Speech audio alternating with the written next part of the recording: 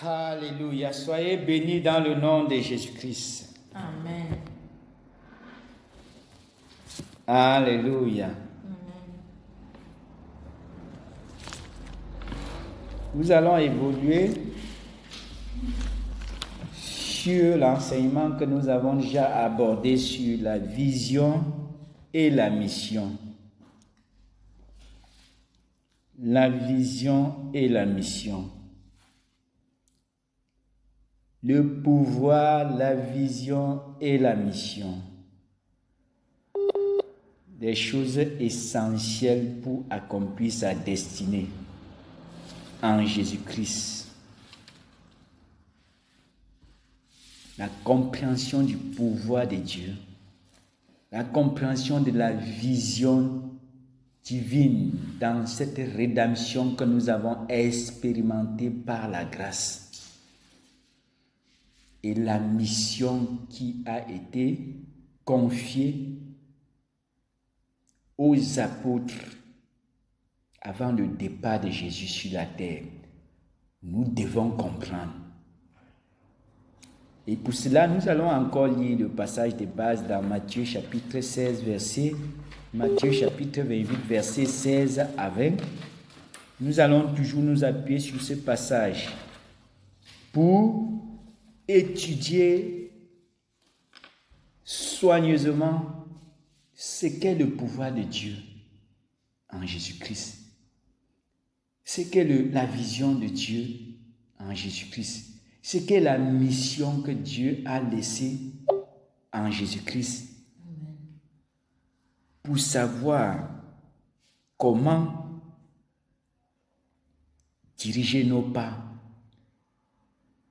Si notre perspective de la vie convient à cette vision, si notre conduite de la vie est conforme à la mission, cela dépendra si le pouvoir qui est à la disposition pourra affecter nos vies positivement ou négativement. Parce que tout accomplissement en Jésus-Christ doit être soutenu par le pouvoir qui lui a été donné dans le ciel et sur la terre. Et nous avons dit que le pouvoir, c'est cette possibilité surnaturelle qui soutient et qui dynamise un ministre de Dieu, un enfant de Dieu, pour atteindre les objectifs de Christ sur cette terre. Alléluia.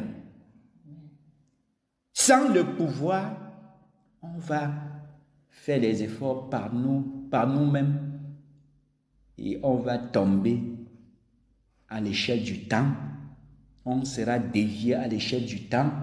On sera capturé à l'échelle du temps quand le pouvoir de Christ n'est pas évidencié sur notre vie. Et ce n'est pas par chance, comme on dit dans le monde, que ce pouvoir va te soutenir.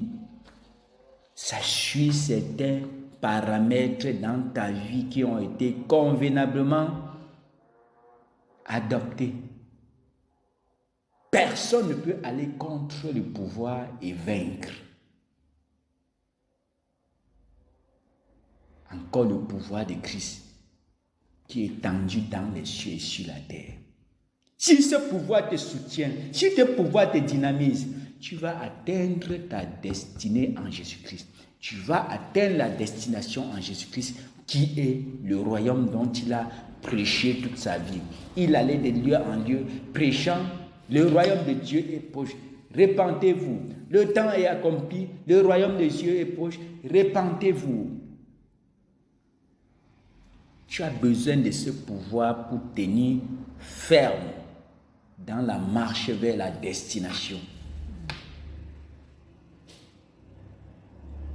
Mais comment se positionner pour que ce pouvoir nous soutienne, nous dynamise? Tu dois comprendre la vision de Christ et la mission que Christ a laissée et trouver ta place dans cette mission.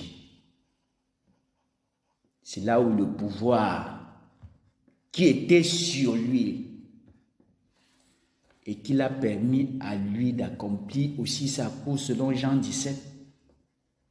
Si ce pouvoir te suit, tu peux faire face aux tribulations, aux persécutions, mais tu ne tomberas pas. Parce que ça soutient et ça dynamise pour aller de l'avant jusqu'à la destination. Lisons dans Matthieu 28, versets 16 à 20.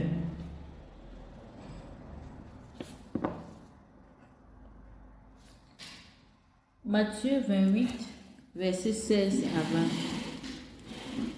Les 11 disciples allèrent en Galilée sur la montagne que Jésus leur avait désignée. Quand ils le virent, ils se prosternèrent devant lui, mais quelques-uns eurent des doutes. Jésus s'étant approché leur parlant ainsi. Tout pouvoir m'a été donné dans le ciel et sur la terre. Allez, faites de toutes les nations des disciples, les baptisant au nom du Père, du Fils et du Saint-Esprit, et enseignez-leur à observer tout ce que je vous ai prescrit. Et voici, je suis avec vous tous les jours jusqu'à la fin du monde. Alléluia.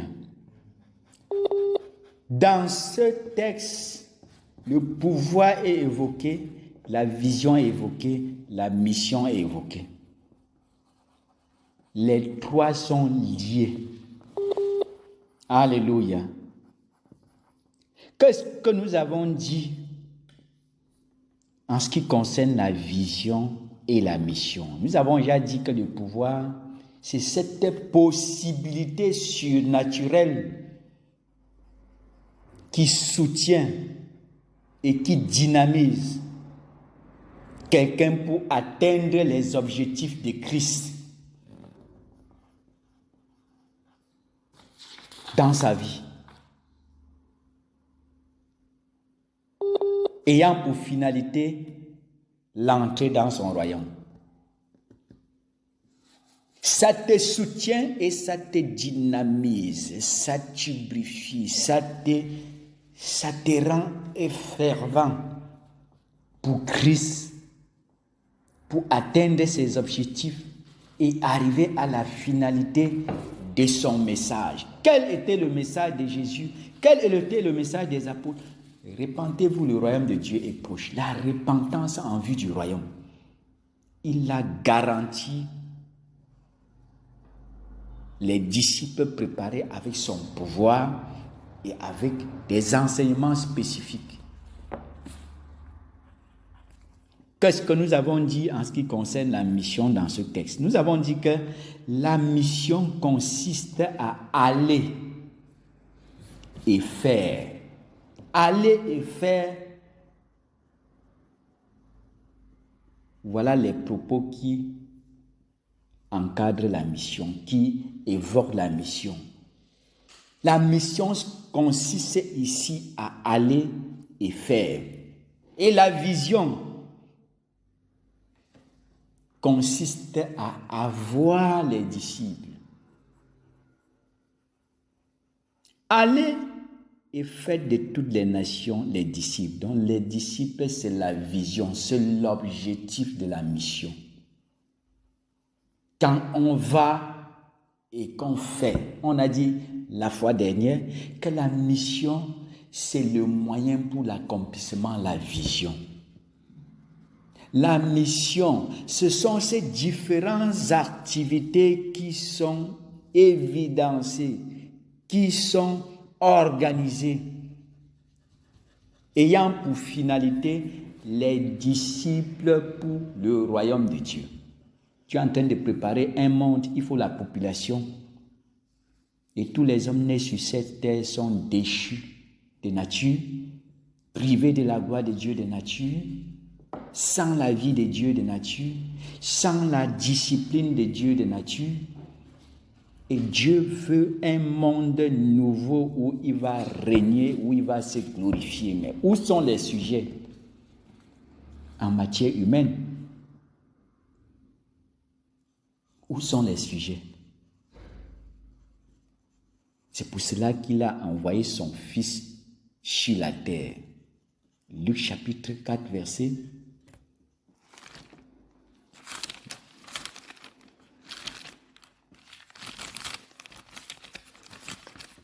Luc chapitre 4.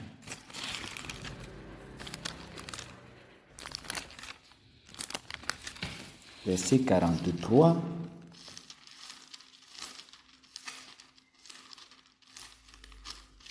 Dieu veut régner, il faut la population. Et l'humanité est déchue. Tous ont péché et sont privés de la gloire de Dieu. Qu'est-ce que Dieu doit faire pour que son royaume puisse se manifester?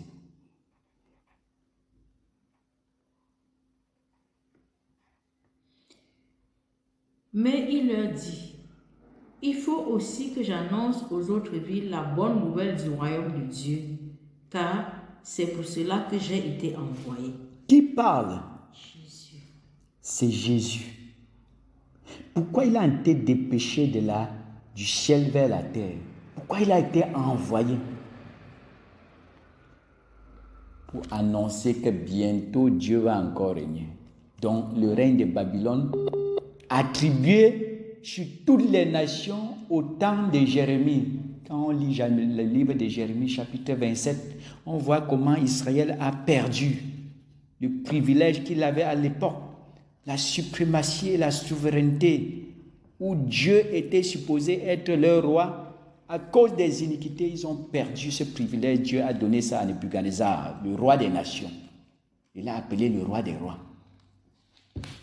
Et les nations aujourd'hui sont sous la tutelle de Babylone.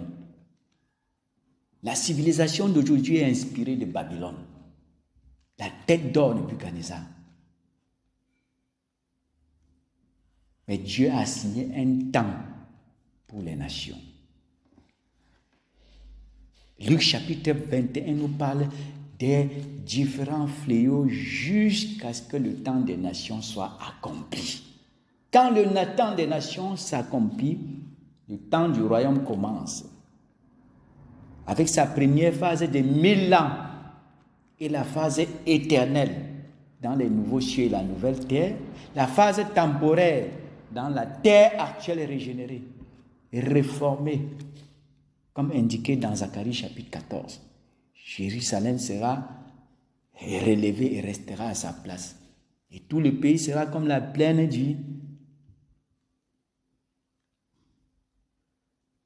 Jésus a été dépêché pour annoncer que de nouveau Dieu va régner. Mais ce n'est plus une affaire d'Israël géographique. L'Éternel sera roi de toute la terre, l'Éternel sera le seul éternel et son nom sera le seul nom, dit Zacharie 14, verset 9. Le royaume de Dieu, ce n'est plus pour Israël juif. C'est un royaume sur toute la terre à la fin du royaume de Nebuchadnezzar, qui dans sa forme actuelle, pieds de fer et d'argile, les nations unies par des alliances.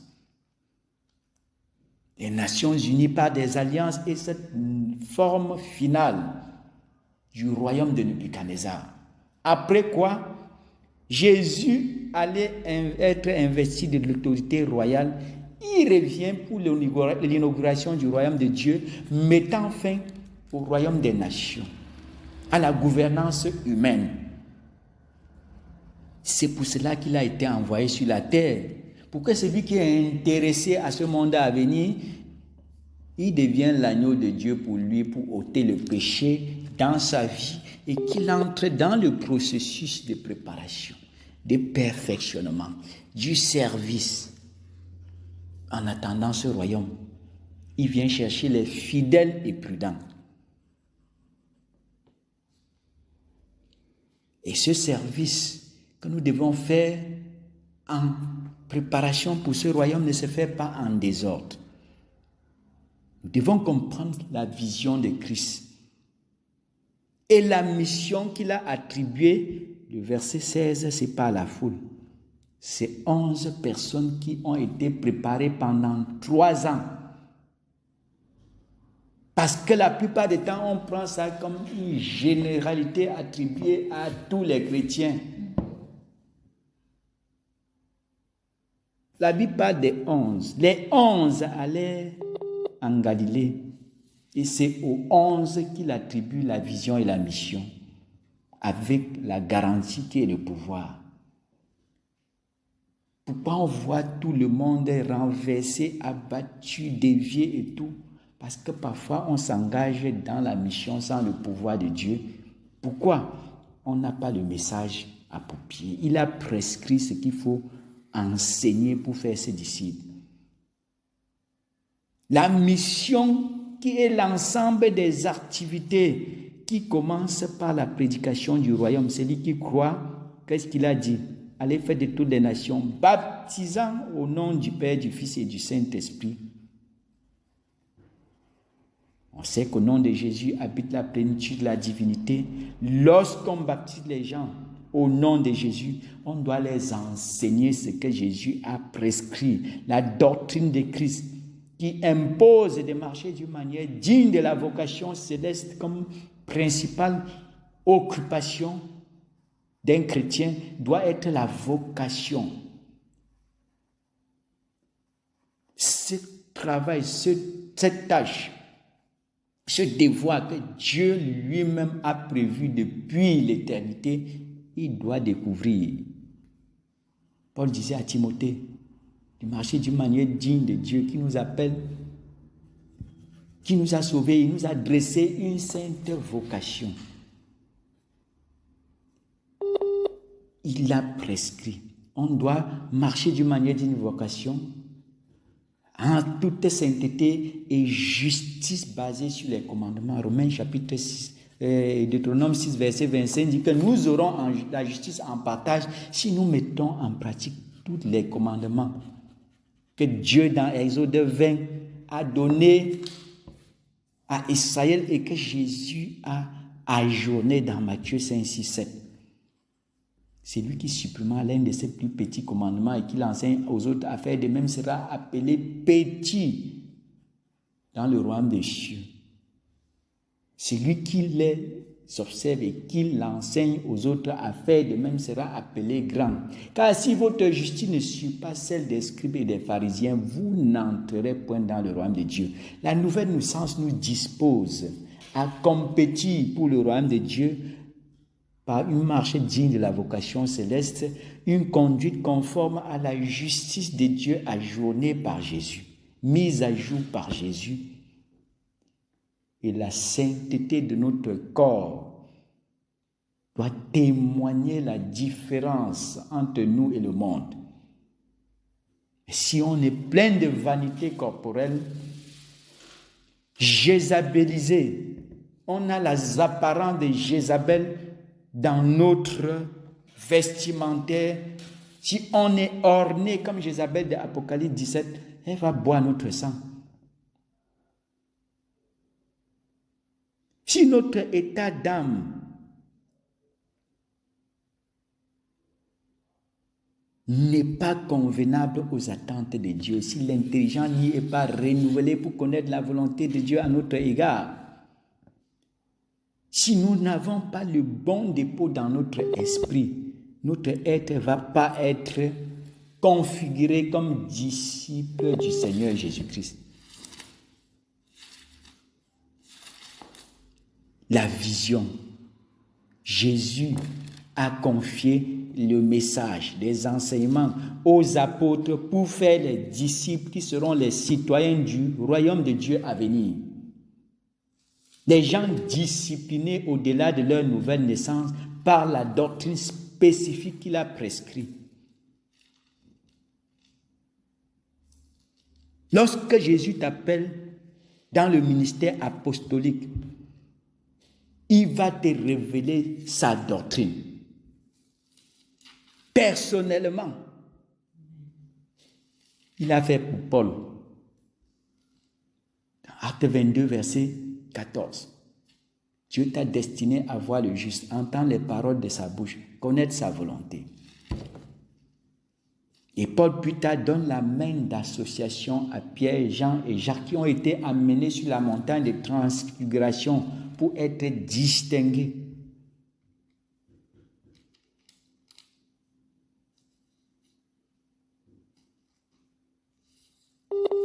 Il te fera entendre les paroles de sa bouche et connaître sa doctrine. Et Paul plus tard dit que les choses qu'il enseigne, c'est par révélation il n'a pas appris d'un homme.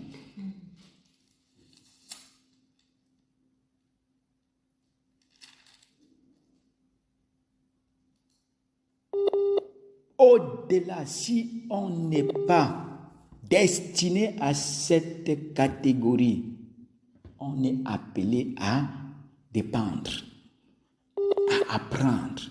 Amen. La saine doctrine apostolique.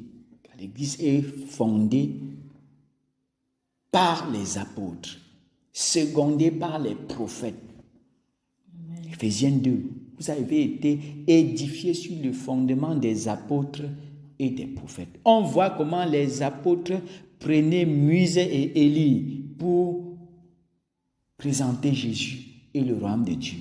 On voit comment Jésus, avec les 2 disciples sur le chemin d'Emmaüs, a pris Moïse et tous les prophètes pour parler de lui, lui qui était promoteur du royaume de Dieu. On voit comment Paul, à Rome, prend, dans Acte 28, la loi et les prophètes pour parler du royaume et de Jésus-Christ.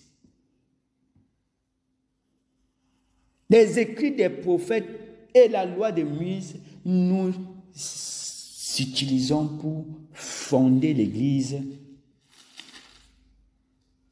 Les prophètes du Nouveau Testament, les pasteurs, les docteurs, les évangélistes utilisent également pour édifier l'Église. Les apôtres utilisent pour fonder les autres ministères qui sont nés du travail des apôtres, parce que l'Église est née du travail des apôtres. Les apôtres existent avant l'Église. Jésus, en partant, a confié la mission et la vision aux apôtres. Quand ils commencent leur œuvre, l'Église naît. Et Dieu suscite dans l'Église maintenant les prophètes, docteurs, évangélistes, pasteurs pour accompagner les apôtres à qui il a confié la mission de Jérusalem, Samarie, jusqu'aux extrémités de la terre. Pareil comme Adam dans le jardin d'Éden. Il confie le travail à Adam. Quand Adam s'applique au travail, il suscite l'aide, Ève. Il n'est pas bon qu'il soit seul. Les apôtres ont commencé, l'Église est née et Dieu a suscité des ministères dans l'Église pour les accompagner dans le terrain de la mission.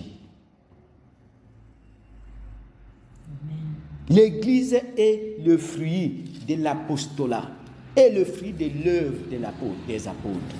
Et à partir de l'Église, Dieu engendre aussi les apôtres. À partir de Ève, Dieu a engendré les hommes. Et quand on est dans l'Église, au moment donné, si l'apostolat est lié à notre vie, le Saint-Esprit dit, mettez-moi à part Barnabas et Paul sur le terrain apostolique. Et ils sont sortis de l'Église, sont entrés dans le champ des missions. L'Église locale continue à évoluer avec les prophètes, les docteurs, les pasteurs, les évangélistes. Nous devons comprendre ce principe en matière d'organisation et de fonctionnement pour savoir sur quel terrain nous opérons. Le terrain de l'œuvre, le terrain de la mission apostolique ou le terrain de l'Église locale. Nous devons identifier notre appel pour savoir sur quel terrain nous sommes destinés. Accompagner les apôtres dans la mission ou bien être sous les anciens dans l'Église locale pour l'édification des saints d'une localité. Important de comprendre ces choses pour que le pouvoir de Christ te soutienne. Hors principe, nous allons œuvrer sans le pouvoir et nous serons vulnérables à la déviation, vulnérables à la séduction des fausses doctrines, vulnérables à tout. Quand le pouvoir de Christ n'est pas, on est en danger. Mais lorsqu'on intègre l'endroit, qu'on intègre la position appropriée en fonction de notre identité en Christ, le pouvoir de Christ va te soutenir et tu vas avancer. Amen. Mais si on est un non-aligné, Nebuchadnezzar va nous arrêter et nous établir dans la synagogue à Babylone, où on va servir Dieu sans loi, sans foi, mais religieusement. Si on s'applique à la parole de Dieu, au principe de Dieu, on va le servir à Jérusalem, là où, dans le temple, on retrouve l'Arche de l'Alliance qui réglemente le service et attire la présence de Dieu pour révéler les détails du service. Important pour nous de comprendre ces choses. Tous sont appelés au ministère? Non. Ça ne veut pas dire que si on n'est pas appelé au ministère, on est inutile. Il y a les saints qui sont équipés des dons et des talents et qui sont utiles pour l'Église, utiles également pour la mission. Mais chacun doit être soumis sur le terrain où Dieu l'a établi. Si c'est à l'église locale, on doit être soumis aux anciens. Si c'est dans la mission, on doit être soumis aux apôtres pour éviter d'être ravis par les esprits séducteurs et œuvrer sans le pouvoir de Christ. Le pouvoir de Christ ne soutient pas le désordre, ne soutient pas le libertinage, la désinvolture, la rébellion dans la chrétienté. Alléluia.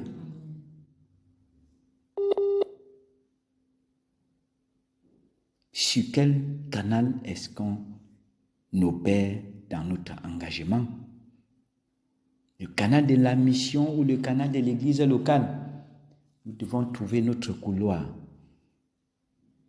et bénéficier du soutien du pouvoir de Dieu, bénéficier de la puissance de Dieu, bénéficier de tout ce qui accompagne un disciple accompli. Et nous serons certains d'arriver à la bonne destination qui est le royaume de Dieu.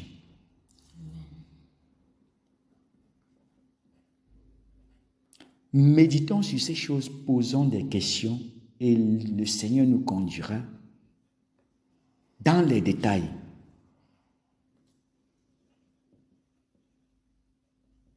Nous ne devons pas être des non-alignés dans notre engagement pour Christ.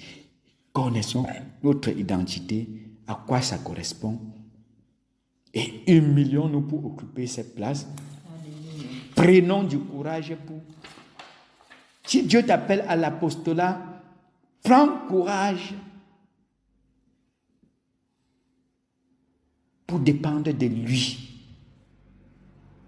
Appliquer ses instructions et ses directives, rien ne va t'arrêter.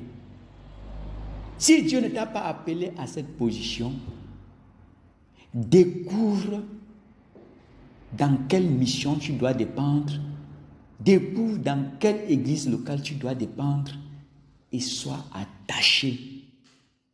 Et tu verras le pouvoir de Dieu te localiser. Tu verras la puissance de Dieu t'accompagner. Alléluia. Connais ton identité et ta place dans ce grand chantier de Dieu. Tu seras épanoui, tu seras heureux,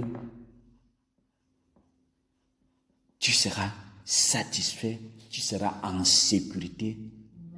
Et le pouvoir de Christ va garantir ton progrès jusqu'au royaume de Dieu. Alléluia. Moi, je dis toujours que personne ne peut me combattre et vaincre. Pas parce que je suis humainement de moi-même fort. Non, j'ai appris à identifier ma place et me tenir à cette place dans ce grand chantier divin. Et j'ai vu ce pouvoir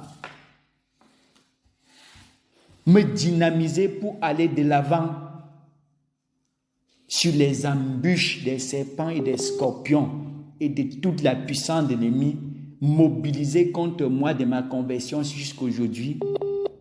Ça m'a servi d'escalier pour progresser vers la direction que Dieu, dans la révélation du commencement, m'avait indiqué en ce qui concerne son plan pour ma vie. Toute chose concourt au bien de ceux qui aiment Dieu, qui sont appelés selon son dessein. Si on laisse selon son dessein, tu trouves le dessein éternel de Dieu et son plan, et que tu t'y ajustes, toute chose va concourir à ton bien. Ça peut être une maladie.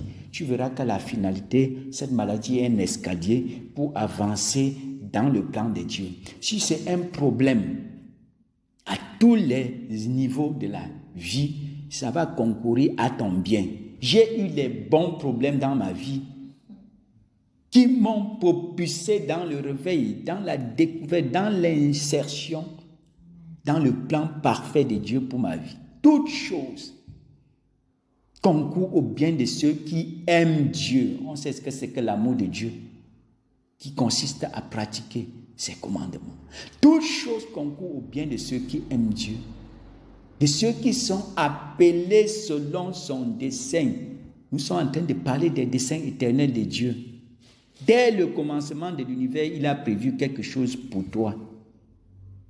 Il a un plan pour l'accomplissement de son dessein général qui est le royaume et la gloire.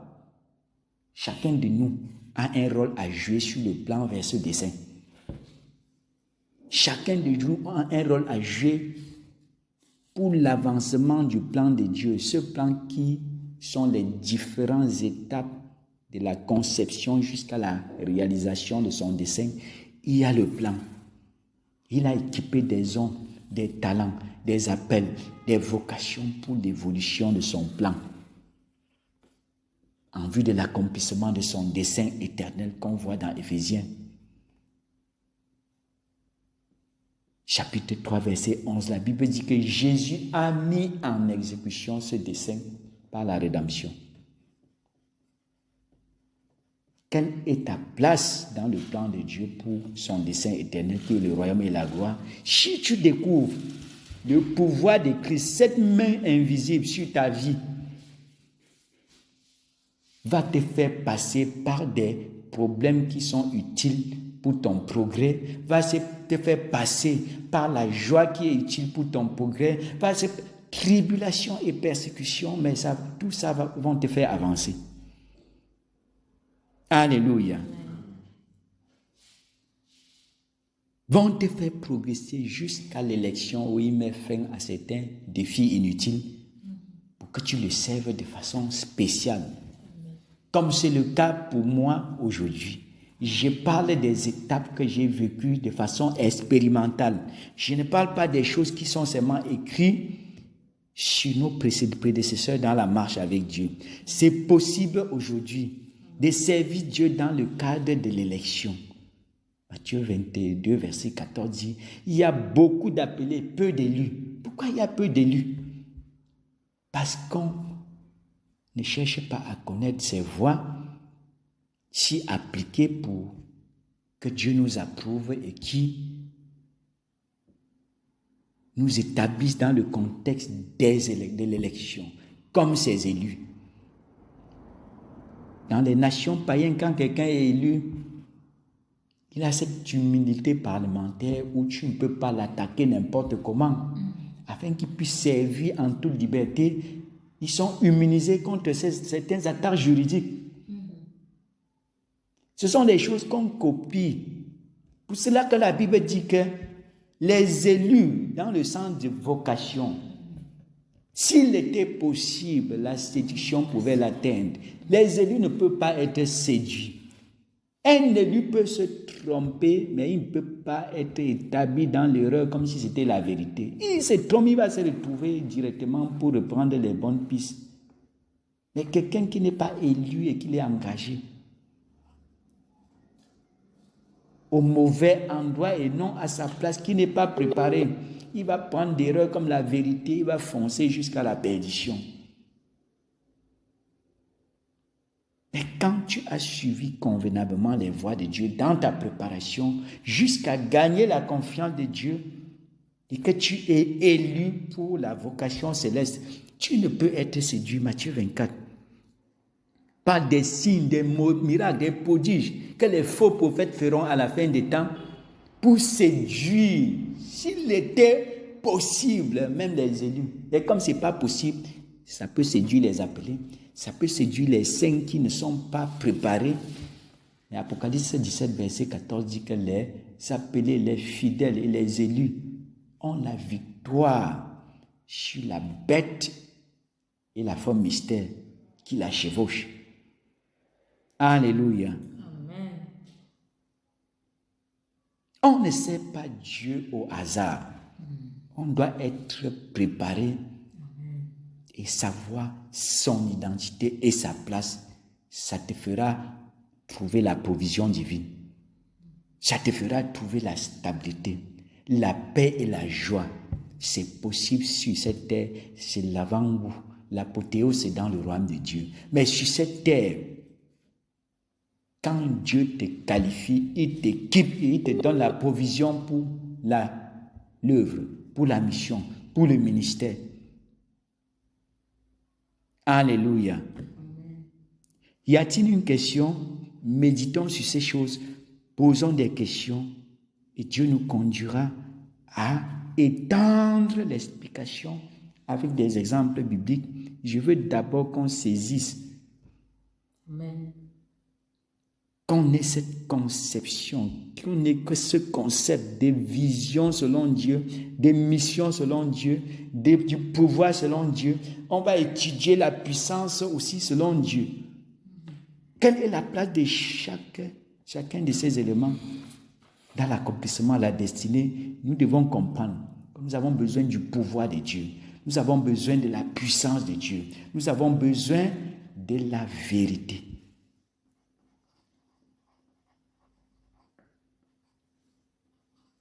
Alléluia.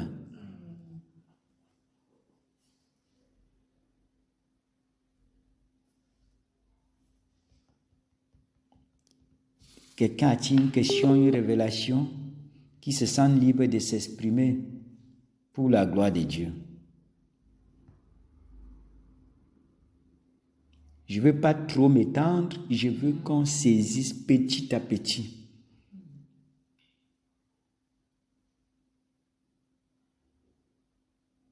La vision divine dans la rédemption. Et qu'on comprenne les principes de Dieu. Quand on parle des principes, c'est la base sur laquelle se repose l'organisation et le fonctionnement de Dieu. Et qu'on connaisse les lois de Dieu. Il y a des principes et des lois pour la préparation à son royaume et à sa gloire. On doit découvrir ces principes et ces lois.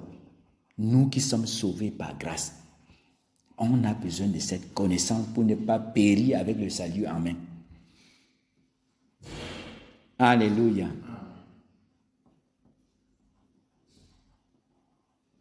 Quelqu'un a-t-il des questions ou une révélation? Quelqu'un peut avoir une inspiration pour accompagner ce que je viens de dire? Qui se sent libre de s'exprimer pour la gloire de Dieu?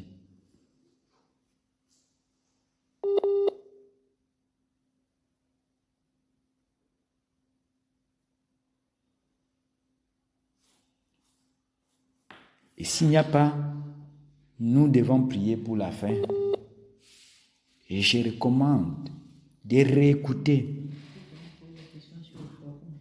de méditer pour comprendre ces choses. Alléluia.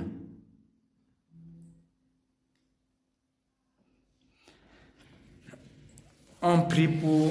Quelqu'un prie par rapport à ce qu'on a dit. Et je vais prier pour conclure notre réunion de ce dimanche.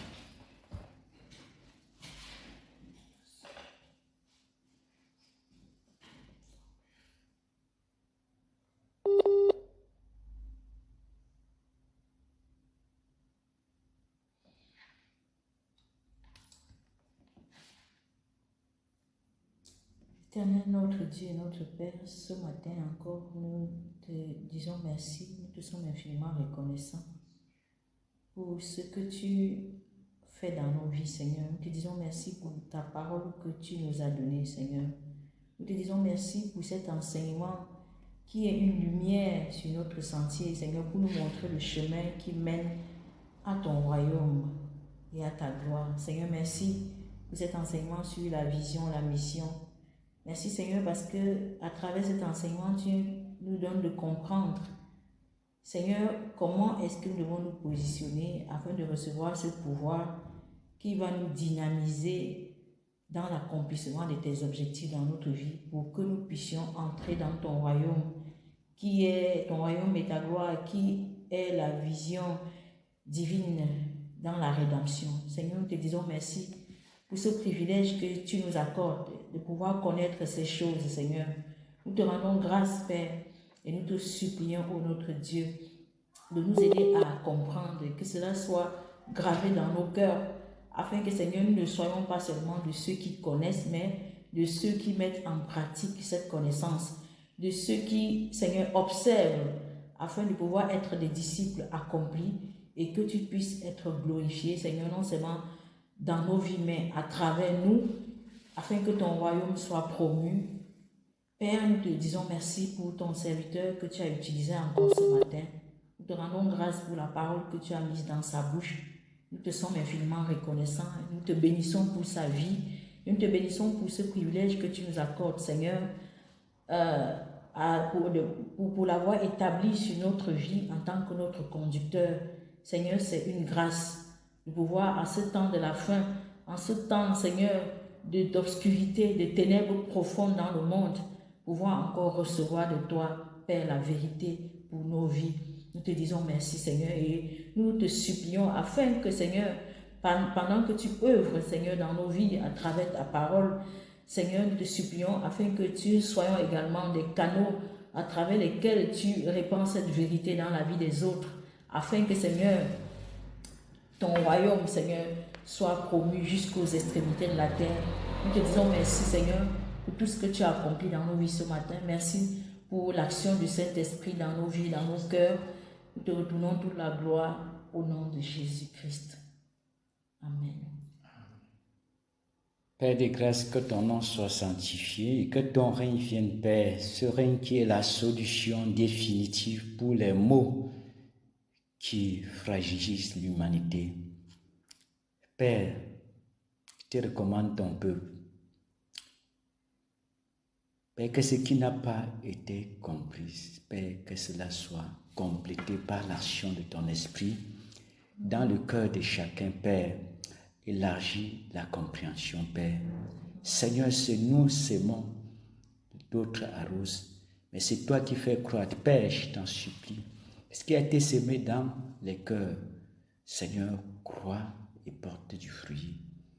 Père, fortifie ceux qui sont fragilisés. Père, console ceux qui sont affligés. Père, pourvois aux besoins de ton peuple, Père, et que dans la joie, nous puissions ensemble nous préparer comme des vierges sages, Père, dépourvus de vanité, Père, dépourvus, Seigneur, de la distraction de ce monde, Père. Fais-nous grâce, Père, de nous préparer esprit, âme et corps, et être irrépréhensible à l'avènement de ton Fils, Père, et participer à ce magnifique royaume que tu as préparé depuis la fondation du monde, et que les péchés, l'iniquité, la rébellion de l'homme a empêché la manifestation jusqu'à ce jour. Père, nous voulons être, Seigneur, les promoteurs de ce royaume jusqu'aux extrémités de la terre, pour servir de témoignage à toutes les nations selon les Écritures. Père, prépare-nous et équipe-nous pour cette mission. Amen. Seigneur, pardonne. Seigneur, nos péchés, nos iniquités, vaines pensées et paroles dans la vie de ton peuple, Seigneur, qui ouvre les brèches aux manipulateurs. Père, pardonne à ceux qui sincèrement de leur cœur, Père, te cherchent, Père. Miséricorde, pendant tu te montres, Père, lent à la colère, riche en bonté et en fidélité. Seigneur, pardonne à ton peuple, car tu es un Dieu miséricordieux et compatissant, lent à la colère, riche en bonté et en fidélité, Père. Que ces vertus se manifestent dans ma vie, dans la vie de ton peuple, Seigneur. Apporte du secours nécessaire, Père, pour avancer au cœur de ton plan, pour la vie de chacun d'eux, Père, pour la vie de l'Église, Père, partout sur la terre, Que ton peuple soit secouru, Père, fortifié, Père, soutenu, Père, afin que tu sois glorifié pour l'éternité dans leur vie. Car c'est de toi et par toi et pour toi que sont toutes choses. Père, que l'univers te revienne, que toute la création te revienne, Père, car à toi appartient la terre et tout ce qu'elle renferme, le monde et ceux qui habitent, Père. Saisis ta grande puissance et prends possession de ton royaume selon qu'il est écrit, Père. Ô Père, viens et règne. Que ton règne vienne, Père. Que ta volonté soit faite sur la terre comme au ciel, Père. Qu'il en soit ainsi. Au nom de Jésus-Christ. Père, préserve ton peuple des tentations. En cette fin des temps où la séduction est extrême, Père, dirige leur cœur dans la vérité, Père. Préserve-les des souillures répandus sur les réseaux sociaux par les faux enseignements, Seigneur. Préserve, Père, purifie. Tu as dit qu'à la fin des temps, beaucoup seront épurés, purifiés, blanchis. Les méchants feront du mal, ils ne comprendront pas, mais ceux qui ont été intelligents comprendront. Père, fais-nous grâce d'être épurés, purifiés, blanchis, selon ton œuvre à la fin des temps. C'est au nom de Jésus-Christ, Père, que je recommande tous les âmes ici présents. Seigneur, que je te recommande tous ceux qui t'écoutent par notre engagement. Purifie, Père, agis, fortifie, Seigneur, sauve ton peuple. C'est au nom de Jésus-Christ que j'ai ainsi prié. Amen. Amen. Tu t'en vas en vainqueur et pour vaincre au nom de Jésus-Christ. Amen.